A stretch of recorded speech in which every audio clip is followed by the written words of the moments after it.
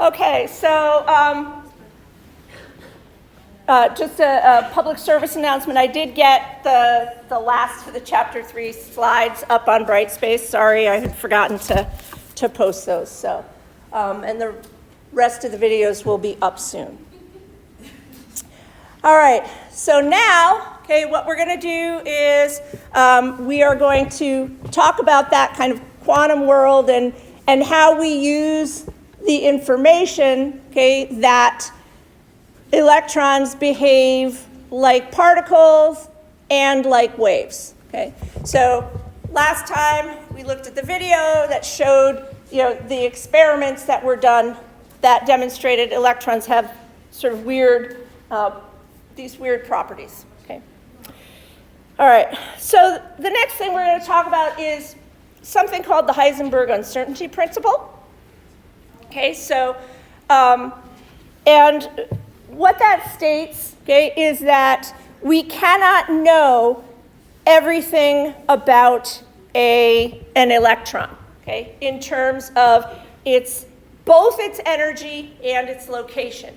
So this right here, okay, remember last time I talked about how classical physics tells us we can take a rock, a macroscopic object, something whose wavelength, okay, is insignificant compared to its size, okay? And we can use classical physics to, if we know the angle and the speed at which I'm throwing the rock, we can predict where that rock is going to land, okay? And the difference between those macroscopic objects and teeny little electrons that have almost no mass and move at very high speeds is that we have to apply, okay, a quantum view to those electrons. Okay. Can you guys be a little quieter? Because I can hear you up here, and it's probably disrupting others' ability to hear. All right. So Werner Heisenberg, a German scientist who proposed, okay, this principle that we cannot, okay, because of this wave-like behavior, we can't really know both the exact location and the energy of a particle, okay? And this gets to sort of the end of that video that I showed where it showed that, once you actually took a measurement on an electron and observed it, interacting with it changes its behavior, okay? All right, so for electrons, okay, we actually, from those line spectra and other types of measurement like that, we know the energy of electrons really well, okay? So that means that we can't really know their location exactly, okay? And so this leads us to the quantum model of the atom, okay, where what we do know is where the electron might be. So it can tell us where electrons are most likely to be, okay? And that's really useful information, okay? Especially when we're trying to understand chemical bonds and chemical reactions, okay? All right. So this is an equation that was derived for the hydrogen atom, okay, that basically says that, uncertainty in this is the position, okay, and this is the momentum, which gives us something about the energy, okay, is going to be greater than or equal to our Planck's constant divided by 4 pi, okay. We're not going to really use this equation, okay, but I want you, and I'm not going to go through all the math or show you the crazy equations, okay? What I am going to do is just show you this picture and tell you a little bit about how the math was derived, okay? All right, so when you take an algebra class and you make a graph, or geometry, make a graph, right? If you're in 2 dimensions, okay, you have an x coordinate and you have a y coordinate, right? And so you position points, okay, based off of those two numbers, those two values, okay? When we're talking about electrons, okay, we are now in a third dimension, just space-wise, right? And that the position of an electron, okay, is going to be with respect to something. It's going to be with respect to the nucleus. So the nucleus is like our 0, 0 point on our two-dimensional graph, okay? So imagine this right here is your nucleus, okay? And if we want to say where that electron is, or if we want to say, you know, a position in space around that nucleus, okay, if we define a sphere around it, okay, we're going to have to use a variety of variables, okay, to say where that thing is, okay? So there's going to be, you know, a distance, how far, okay, how far our particle is from the center of the nucleus, okay, so that's R, okay. There's going to be, is it to kind of the left or the right? So there are angles, okay. And then there's going to be, is it up or down, okay? So all of these, you know, phi, psi angles, they'll be called, you know, azimuthal angle and all this stuff. But basically, we're using the mathematics of a sphere, okay, to define kind of the positions of where an electron could be, okay? And then we're treating the electron like a wave, so we're using the mathematics of waves, okay? And we call those functions, we use the Greek letter, okay, psi to represent the wave function, okay? So this is going to be the equation that describes the wave of an electron, okay? So, and that equation, okay, has an energy value built into it. So if we can say an electron with this energy, okay, has this wave function, okay? And it's an equation. Now, if you take the square of that function, okay, what you get is what we consider a probability, okay? So the wave function squared gives you the probability of a position, okay? And we also call it the electron density. So, not thinking in terms of math, thinking in terms of what we consider, okay, as like a probability, okay? So, one of the things I post on Brightspace is my schedule for the week, okay?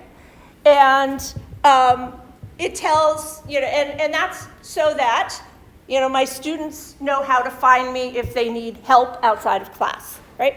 So it will say, you know, what room I'm in. I teach this, you know, this class in IRC 1 from 9 to 9:50, Monday, Wednesday, Friday. I teach a lab on Thursdays, in 234 physical science from 9 to 11:50, right? So it tells you, okay, where I am likely to be, okay? You also know that since I'm teaching the class, I'm likely to be standing in the front here, right? Now, there are other times in my schedule where it's like, you know, meeting here, research time with my students, okay? And if it's during that research time, okay, I may be in my office, I may be in one of the equipment rooms, I might be in a research lab, okay? So you're not sure, okay, but you know I'd be in one of those three places, likely to be in the physical science building, okay? If I look up and I look up what classes Noah's taking and where they are, okay, I know with a high degree of probability, okay, what room he's going to be in, okay, at a certain time of the week. Okay. I may not know exactly what seat he's going to be sitting in, okay, but I know with a high degree of likelihood where I'm going to find him. Okay, he may be in the seat in the second row here. He may, decide he's really tired and likely to fall asleep in class and doesn't want me to see, and so he might sit in the back seat one day, right? But again, we know he's going to be somewhere within these four walls, okay? So when we take this wave function, okay, for a certain energy, for an electron with a certain energy, okay, we're going to get, again, when we square it, we're going to get a shape, okay, that tells us where that electron might be, okay? And so the shape of this room, well, it's kind of weird, isn't it? It's not exactly a cube or a rectangle. But, we know that you're going to be in this room on Monday morning, somewhere in here. Okay? So, this lovely picture here, okay, shows you what we've determined for hydrogen when it's in a hydrogen atom that has, an electron in a hydrogen atom, when it has different energies, or theoretically, if it had a certain amount of energy, where is the zone of space where it's likely to be found? Okay, and so, again, we're not going to go into these wacky equations, right? But, again, you'll notice that we've got those kind of angles that I talked about, and that's kind of where it is in space. This tells you something about the amount of energy, the momentum it has, okay? And then what we are going to talk about is these what we call quantum numbers, N, L, and M, okay?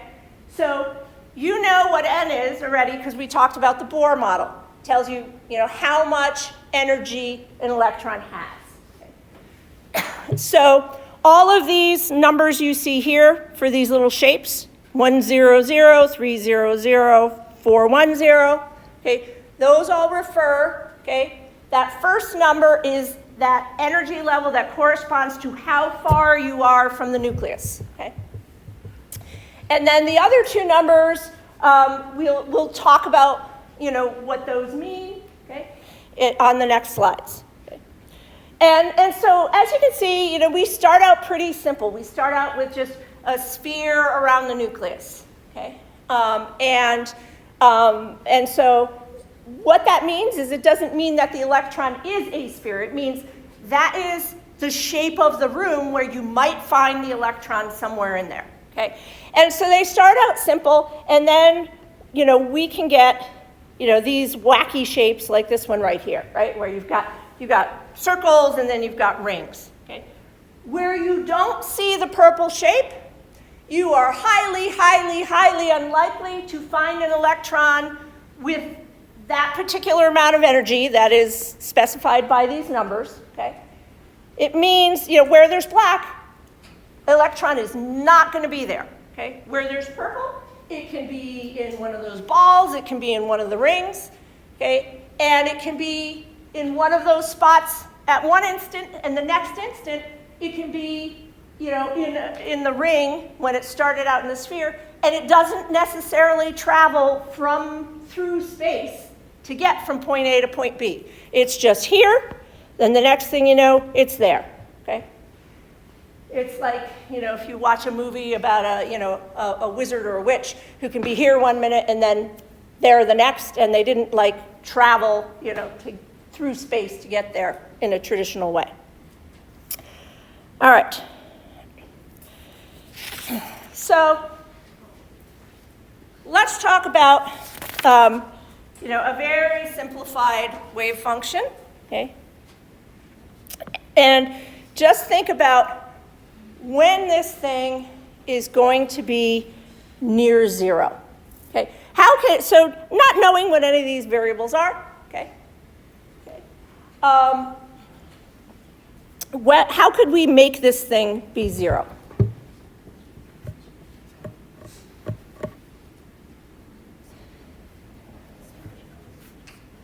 Let's say this is distance from the nucleus. Okay? And remember that this is where the electron is likely to be. So this is the probability. So if that probability is 0, it means the electron is never going to be there, right?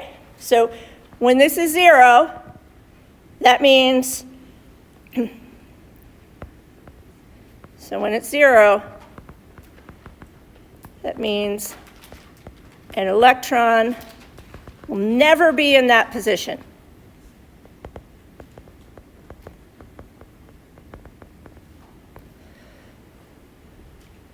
All right. So let's take it from what we do know. What do we know about where electrons never are? We have a basic model of the atom in our heads, right? So where do we say the electrons are? Yes, sir. They're surrounding the nucleus. So they are never where? In the nucleus, okay? So if this is the distance from the nucleus, okay, something in the nucleus, okay, is going to have 0 meter distance from the nucleus, right? So if x equals 0, okay, then our again, probability of finding the electron there is going to be 0, okay? So this just shows you that the equations that we've derived for quantum mechanics, they work for our conceptual model of the atom, okay? The math that quantum chemists use says you are never likely to find an electron in the nucleus. Okay, so it's one of the kind of boundary conditions for the math, okay? All right. So now let's get to, again, conceptually the stuff that we do need to understand about quantum mechanics, okay? So we said the math defines spaces, right?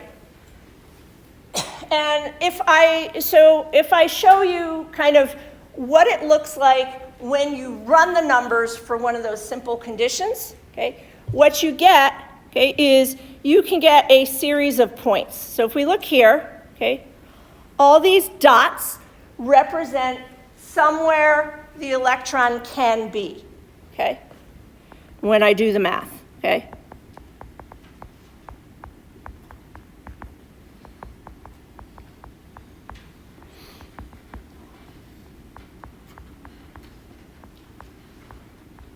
When I solve Schrödinger's equation.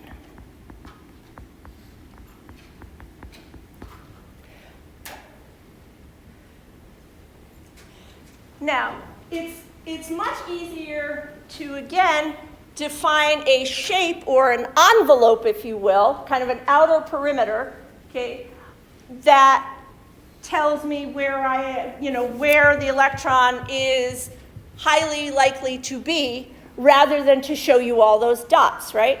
Instead, I can draw a sphere that captures 90% of the dots, or 98% of the dots, and I can say, okay, the electron is going to be somewhere in here, okay? So what we do, okay, is we solve the Schrödinger equation to get, plots like this that show us kind of almost histograms of where the electrons are likely to be, okay? And then what we do is we kind of build a shape, okay, that captures 98% of where the electron is likely to be, and we call that shape an orbital, okay? So this is getting into kind of the things that you do need to conceptually keep in your brain, okay?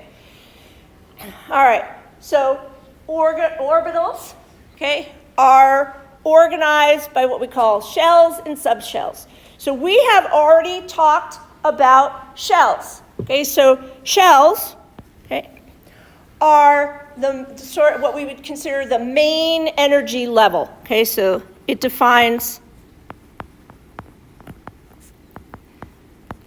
It also gives you, when we say size, we're talking distance from the nucleus. Okay, so size is going to be distance from the nucleus. So remember, the bigger your n number, so that's n is your primary quantum number. Okay.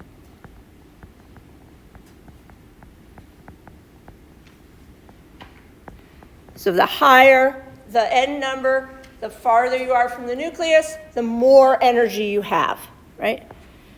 So higher n, more energy, farther from nucleus.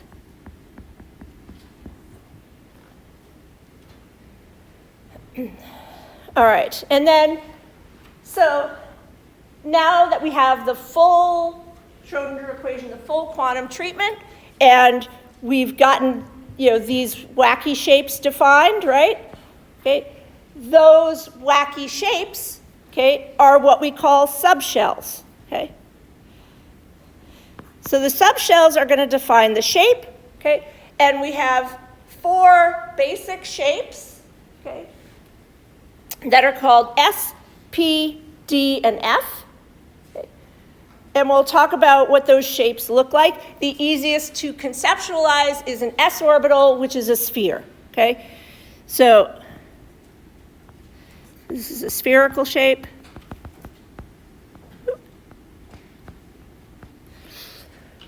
And it's centered around the nucleus, okay?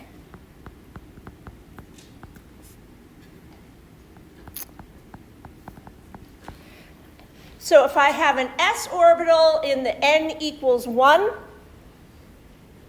shell, it's going to be a small sphere centered around the nucleus.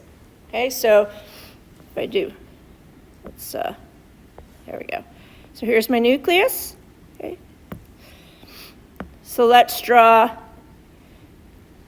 n equals 1 s orbital. So that's going to be, imagine this again in 3, I'm drawing a cross section. So this is imagined in 3 dimensions. We're drawing a sphere. And now if I can have an s orbital at a higher primary quantum number, so let's say n equals 2, my s orbital is going to also be a sphere, but it's going to be bigger, okay, because the electron can travel farther away from the nucleus because it has more energy. Okay. All right. So now when we talk about how many of these shapes, so this, when I say number of orbitals, okay, what I mean is, okay, there's a characteristic shape, okay, that goes with each subshell, each orbital, okay, and the simplest, the s orbital, is just a single sphere around the nucleus. So now let's talk about the p orbitals, okay, which some people say looks like a dumbbell, but a p orbital is kind of two kind of teardrop shapes on their side where the nucleus is here, okay? And there are 3 of those, one that lines up on the x-axis, one that lines up on the y, and the other that lines up on the z-axis, because remember, we're in 3 dimensions, okay? So, if we look at this diagram here, okay, so here is a 1s orbital, here's a 2s orbital, here's a 3s, okay? And so what you'll notice is, that the 1s and the 2s fit inside the 3. So you can see kind of this, when you look at the 2s, you can see this kind of hazy bit in the center. That is the 1s orbital that's there. This one right here is the 2s with the 1s orbital inside it.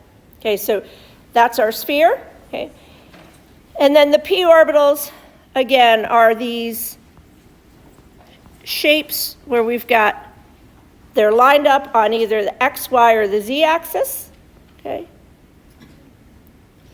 And they have kind of two lobes.